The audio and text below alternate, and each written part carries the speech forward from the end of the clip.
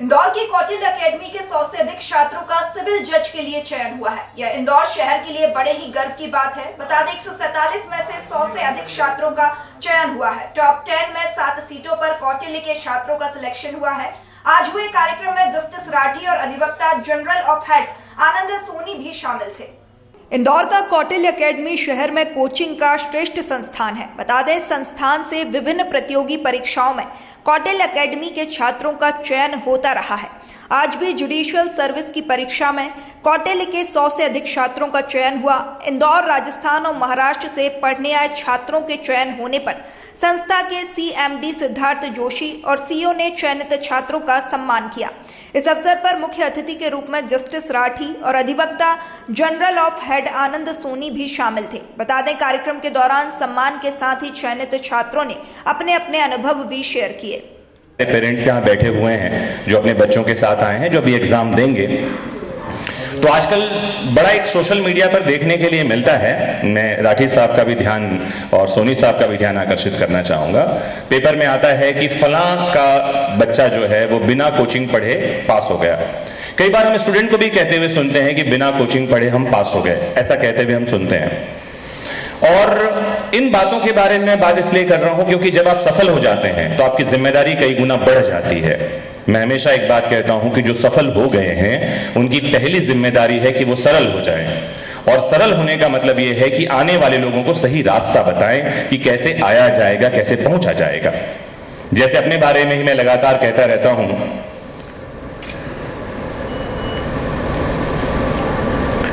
जैसे अपने बारे में ही लगातार मैं कहता रहता हूं कि मैं सबसे पहले भटक गया था, सो सबको रास्ता बता रहा हूं।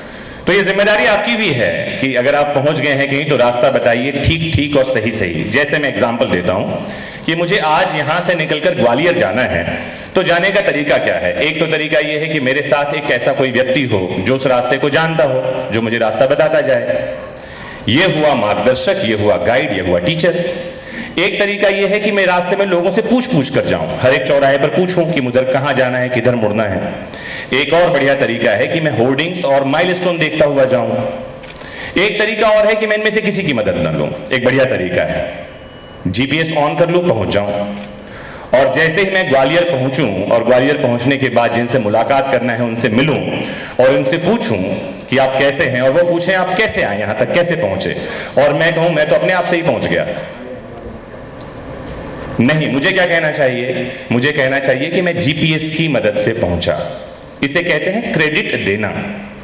क्रेडिट देना क्या होता है मैं समझाता हूं एक अच्छी बात। और हमारा एक स्टूडेंट है, अभी बैंक PO का इंटरव्यू चल रहा था और मैंने देखे उसमें 10th और 12th में कमाल के मार्क्स हैं, 95%, 98%। लेकिन जब BCom का रिजल्ट उसका आता है तो उसके परसेंटेज है 68%। मैंने उससे पूछा इंटरव्यू के दौरान कि दोस्त आपके 10th और 12th में इतनी शानदार परसेंटेज कैसे आए? तो कहता है कि सर मैंने अथक प्रयास किया, बहुत पढ़ाई की, खेलना कूदना छोड़ दिया और ये परसेंटेज में लेकर आया। मैंने कहा वेरी गुड। फिर मैंने पूछा कि BCom में आपके परसेंटेज कम कैसे आए? तो कहता है सर कॉलेज में कौन पढ़ाता है।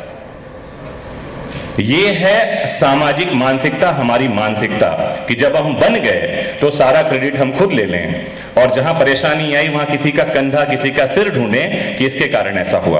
अगर वो मुझे ये कहता कि सर 10th और 12th में टीचर बहुत बढ़िया मिले, मम्मी पापा मेरे साथ रात रात भर जागे, पापा ने अपना ऑफिस का टाइमिंग कम कर दिया, मम्मी किटी पार्टी में नहीं गई, और हाँ BCom में ये हुआ कि मुझे ना तो पापा मम्मी का सपोर्ट मिला, ना स्कूल में टीचर से, कॉलेज में टीचर्स ने पढ़ाया, ये बात ठीक थी। तो आज का ये जो कार्यक्रम है, ये कार्यक्रम का आयोजन किया ही इसलिए गया है कि हम क्रेडिट दे सकें। कार्यक्रम की रूपरेखा तो ऐसी बनाई गई थी कि पहले सबको सर्टिफिकेट या जो भी यहाँ आयोजनकर्ता ने रखा है वो प्रदान किए जाएं, पर मेरी इच्छा थी कि मैं 2 मिनट आपसे गुफ्तगू करूं और उसके बाद ये कार्यक्रम हो, और वैसा रखा। उसके लिए भी मैं आभार व्यक्त करता हूँ। हम चंद लाइनें, एक गुड़िया फिल्म आई थी, गुड्डी फिल्म सॉरी, उसकी सुनेंगे, उस पर चिंतन कीजिए और फिर हम मुखातिब होते हैं आपसे। बजाना भाई।